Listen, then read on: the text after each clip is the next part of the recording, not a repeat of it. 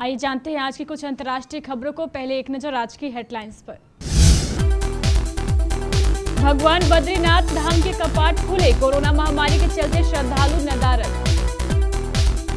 One nation one ration card, प्रवासी मजदूरों के लिए मुफ्त में अनाज की घोषणा। क्वारंटाइन आदेश नहीं मानने पर बेंगलुरु से दिल्ली लौटाए गए रेल यात्री।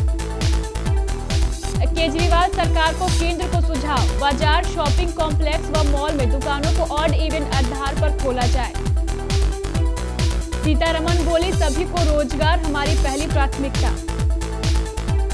मुजफ्फरनगर हादसा, पैदल चढ़ रहे बिहार के श्रमिकों को रौंदने वाले बस ड्राइवर के बारे में पुलिस का बड़ा खुलासा। नीरव मोदी ने कहा था वह मुझे मरवा डालेगा, ब्रिटेन की अदालत में चला वीडियो। ट्रंप ने चीन को दी सबसे बड़ी धमकी, अंतर्राष्ट्रीय रिश्तों में आ जाएगा भूचाल। 17 मई से शुरू होगा वंदे भारत मिशन का दूसरा चरण, 18 दिन चलेगा अभियान। विजय माल्या को बड़ा झटका, ब्रिटेन के हाईकोर्ट ने अर्जी खारिज की, अब भारत आना ही होगा। पूर्णिया में एक ही दिन में कोरोना संक्रमित मिले 9 मरीज, जिले में कोविड-19 संक्रमित बढ़कर 12। भारत के सबसे सस्ती 7 सीटर डस्टसन गो प्लस BS6 हुई लॉन्च। कभी अजय जडेजा से जुड़ा था माधुरी का नाम, आज मना रही है अपना जन्मदिन। नाना ऋषि कपूर के साथ दिखी रिद्धिमा कपूर की बेटी समारा, वायरल हो रही जन्मदिन की फोटो। और MS धोनी वर्सेस विराट कोहली, शिखर धवन की नजरों में धोनी बेस्ट कैप्टन और विराट बेस्ट बैट्समैन। उत्तराखंड में बद्रीनाथ धाम के कपाट एक लंबे शीत अवकाश के बाद शुक्रवार तड़के खोल दिए गए। इससे पहले बद्रीनाथ मंदिर को फूलों से भव्य तरीके से सजाया गया। लॉकडाउन के चलते इस मौके पर बद्रीनाथ में कोई मौजूद नहीं है, महज गिनती के ही लोग मंदिर में देखे गए। पूरे विधि विधान के साथ शुक्रवार 4:30 बजे मंदिर के कपाट खोले गए।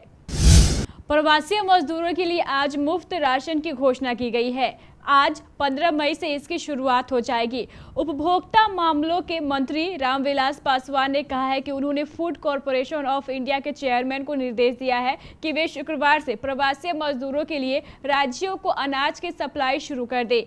राशन कार्ड नहीं होने पर भी प्रवासी मजदूरों को राशन मिलेगा, इसके लिए उन्हें मना नहीं किया जा सकता है। लॉकडाउन में फंसे लोगों के लिए बेंगलुरु जाने वाली स्पेशल राजधानी एक्सप्रेस किसी वरदान से कम नहीं थी, लेकिन 19 लोग ऐसे निकले जिन्हें अपने हट के कारण बेंगलुरु पहुंचकर भी वापस लौटना पड़ा। इन यात्रियों ने राज्य सरकार के क्वारंटाइन संबंधित आदेश का विरोध करते हुए वापस भेजे जाने की मांग की थी। दिल्ली से चली स्पेशल राजधानी एक्सप्रेस गुरुवार को 543 यात्रियों के साथ बेंगलुरु पहुंची। लॉकडाउन के बाद दिल्ली से कर्नाटक पहुंचने वाली यह पहली ट्रेन थी। गंतव्य स्टेशन पर संबंधित राज्य सरकारों को ही वहां पहुंचने वाले यात्रियों के बारे में फैसला लेने का अधिकार है। बेंगलुरु में भी यही हुआ। कर्नाटक सरकार ने बाहर से आने वाले यात्रियों के लिए 14 दिन के क्वारंटाइन का नियम तय कर रखा है, इसलिए वहां पहुंचने वाले रेल यात्रियों को स्टेशन से सीधे स्थानगत क्वारंटाइन में जाने को कहा गया। कहासुनी के बाद ज्यादातर यात्री क्वारंटाइन में जाने के लिए तैयार हो गए, लेकिन करीब 70 यात्रियों ने इसका विरोध कर दिया। दिल्ली सरकार ने केंद्र सरकार को लॉकडाउन 4 में दिल्ली को चलाने से जुड़े प्रस्तावों को तैयार कर लिया है। इसमें खास तौर से बंदिशों के साथ बाजारों को खोलने, सार्वजनिक परिवहन को सड़क पर उतारने व मजदूरों की आवाजाही पूरी दिल्ली में सुनिश्चित करने पर जोर है। दिल्ली सरकार ने केंद्र को सुझाव दिया है कि 17 मई के बाद बाजारों, शॉपिंग कॉम्प्लेक्स, मॉल में दुकानों को ऑड इवन आधार पर खोलने की अनुमति दी जाए। वित्त मंत्री निर्मला सीतारमण ने गुरुवार को किसानों और मजदूरों को लेकर कई बड़े ऐलान किए। वित्त मंत्री ने कहा है कि शहरों से लौट रहे मजदूरों को अपने ही गांव में मनरेगा के तहत काम दिया जा रहा है। पिछले 2 महीने में बड़े पैमाने पर मनरेगा में मजदूरों का रजिस्ट्रेशन बढ़ा है। वित्त मंत्रालय ने कहा है कि सरकार को मजदूरों की चिंता है और लगातार कदम उठाए जा रहे हैं, जिसका लाभ मजदूरों को मिल रहा है, लेकिन सरकार अस्थायी समाधान ढूंढ रही है ताकि मजदूरों की आर्थिक सेहत और बेहतर रहे। लॉकडाउन में पैदल चलकर अपने घर को जा रहे श्रमिकों को बुधवार रात सहारनपुर स्टेट हाईवे पर बेकाबू रोडवेज बस ने कुचल दिया। हादसे में बिहार के निवासी 6 श्रमिकों की मौत हो गई। इस मामले में पुलिस ने खुलासा किया है कि आगरा के ताज डिपो की रोडवेज बस चला रहे चालक ने शराब पी रखी थी। उसके साथ एक अन्य चालक व परिचालक भी मौजूद था। शराब के नशे में श्रमिकों को कुचलने वाले चालक को गिरफ्तार कर उसका मेडिकल कराया गया, जिसमें उसके शराब पीने की पुष्टि हुई है। उसके साथ फरार दोनों आरोपियों को पकड़ने की पुलिस कोशिश कर रही है। धोखाधड़ी एवं धन शोधन के आरोपों से घिरे हीरा व्यापारी नीरव मोदी के खिलाफ प्रत्यर्पण मामले की सुनवाई कर रही ब्रिटेन की अदालत ने एक वीडियो चलाया, जिसमें नीरव की कंपनियों से जुड़े तथा कथित सिर्फ नाम के निर्देशकों ने कैमरे के सामने आरोप लगाया है कि उन्हें चोरी के आरोपों में फंसाने और जान से मारने तक की धमकियां दी गई है। सीबीआई ने सिर्फ नाम के इस निर्देशकों का वीडियो ब्रिटेन की अदालत को सौंपा था। अमेरिका ने इस वक्त चीन के खिलाफ सबसे ज्यादा आक्रामक रुख अपनाया हुआ है। अमेरिका बढ़ते कोरोना वायरस के मामलों के लिए सिर्फ चीन को ही जिम्मेदार मान रहा है।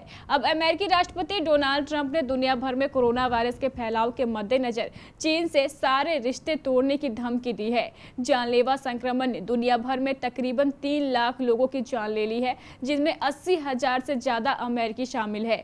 ट्रंप ने फॉक्स बिजनेस न्यूज को दिए एक साक्षात्कार में कहा, कई चीजें हैं जो हम कर सकते हैं, हम सारे रिश्ते तोड़ सकते हैं। पिछले कई हफ्तों से राष्ट्रपति पर चीन के खिलाफ कार्रवाई करने का दबाव बढ़ रहा है। कोरोना वायरस और लॉकडाउन के चलते विदेश में फंसे हजारों भारतीयों को स्वदेश लाने के लिए वंदे भारत मिशन और समुद्र सेतु ऑपरेशन चलाया जा रहा है। अब केंद्र सरकार ने वंदे भारत मिशन के तहत भारतीयों को लाने के दूसरे चरण का ऐलान कर दिया है। दूसरा चरण 17 मई से 3 जून यानी 18 दिन तक यह अभियान तक चलेगा। Air India Vande Bharat mission के दूसरे चरण के तहत विदेश विमान से बुकिंग गुरुवार शाम 5 बजे से शुरू भी हो गई है। इस चरण के जरिए अमेरिका, इंग्लैंड, ऑस्ट्रेलिया और सिंगापुर समेत 31 देशों में फंसे लोगों को स्वदेश लाया जाएगा। कारोबारी विजय माल्या को ब्रिटेन में बड़ा झटका लगा है। ब्रिटेन के हाई कोर्ट ने प्रत्यर्पण के मामले में सुप्रीम कोर्ट जाने की उसकी अर्जी खारिज कर दी है। इसके साथ ही माल्या के लिए मामले के सभी रास्ते बंद हो चुके हैं और यह तय है कि उसे अब भारत आना ही पड़ेगा। माल्या को गुरुवार को ब्रिटेन के हाई कोर्ट ने माल्या की कंपनी किंगफिशर एयरलाइंस के खिलाफ धोखाधड़ी के आरोपों का सामना करने के लिए भारत में प्रत्यर्पण के आदेश को चुनौती देने के लिए सुप्रीम कोर्ट जाने की अर्जी खारिज कर दी। पूर्णिया में कोरोना के 9 नए संक्रमित मिले हैं। इसके साथ ही पूर्णिया जिले में कोरोना संक्रमित व्यक्तियों की संख्या 3 से बढ़कर 12 हो गई है। जिलाधिकारी राहुल कुमार ने 9 नए कोरोना संक्रमित मरीज मिलने की पुष्टि करते हुए बताया कि सभी 9 मरीज रुपौली के प्रोजेक्ट कन्या उच्च विद्यालय के क्वारंटाइन कैंप में थे। डस्टसन ने भारत में अपनी सबसे सस्ती BS6 Go Plus को लॉन्च कर दिया है। यह एक बेहद किफ़ायती 5+7 सीटिंग ऑप्शन में है।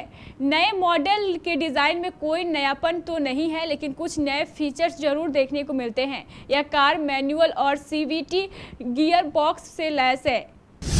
90 के दशक की अभिनेत्री माधुरी दीक्षित आज भी लाखों करोड़ों दिलों पर राज करती है। साल 1984 में फिल्म अबोध से अपने करियर की शुरुआत करने वाली माधुरी का जन्म 15 मई 1967 को मुंबई में हुआ था। एक दौर में माधुरी का नाम पूर्व भारतीय क्रिकेटर अजय जडेजा के साथ जोड़ा जाता था। कहा तो ये भी जाता है कि दोनों शादी भी करना चाहते थे। माधुरी दीक्षित और अजय जडेजा की प्रेम कहानी की शुरुआत हुई एक मैगजीन के फोटो शूट के दौरान हुई थी। इसके बाद खबरें आने लगी कि दोनों एक दूसरे को डेट कर रहे हैं। माधुरी उन दिनों लोगों की पहली पसंद हुआ करती थी, वहीं जडेजा पर लाखों लड़कियां जान छिड़कती थी। माधुरी से नाम जुड़ने के बाद अजय जडेजा के फिल्मों में आने की भी चर्चा होने लगी थी। यही नहीं, माधुरी ने एक प्रोड्यूसर से अजय को फिल्म में लेने की सिफारिश भी की थी। फिल्म इंडस्ट्री पर दशकों तक राज करने वाले दिग्गज अभिनेता ऋषि कपूर का इस दुनिया को छोड़कर चले जाना सभी के लिए दुखद अनुभव है। वहीं उनके निधन से सबसे बड़ा झटका उनके परिवार को लगा है। ऋषि कपूर की बेटी रिद्धिमा कपूर साहनी तो पिता की मौत के सदमे से उभर ही नहीं पा रही हैं। वो पुरानी तस्वीरों के जरिए अपने पिता की यादों को दोबारा जी रही हैं। यही कारण है कि वो आए दिन सोशल मीडिया पर कई पुरानी तस्वीरें शेयर करती नजर आती है। हाल ही में रिद्धिमा ने ऋषि कपूर की एक बेहद इमोशनल फोटो शेयर की है। इस तस्वीर में ऋषि कपूर अपनी नातिन के साथ जन्मदिन सेलिब्रेट करते दिखाई दे रहे हैं। किलर महामारी कोरोना वायरस के दौर में क्रिकेटर लाइव चैट से अपने फैंस से रूबरू हो रहे हैं। इस क्रम में ओपनर शिखर धवन और तेज गेंदबाज इरफान पठान इंस्टाग्राम पर लाइव आए। इस दौरान इरफान पठान ने उनसे बेस्ट कैप्टन और बेस्ट बैट्समैन चुनने को कहा। कप्तान के तौर पर उन्होंने विराट कोहली और MS धोनी के रूप में 2 विकल्प भी रखे थे। फैंस के बीच गब्बर नाम से मशहूर शिखर धवन ने बेस्ट इंडिया कप्तान के बारे में कहा, मैं पहले धोनी की कप्तानी में खेला और अब विराट की कप्तानी में खेल रहा हूं, लेकिन मेरी नज़र में धोनी बेस्ट हैं। तो ये थी हमारी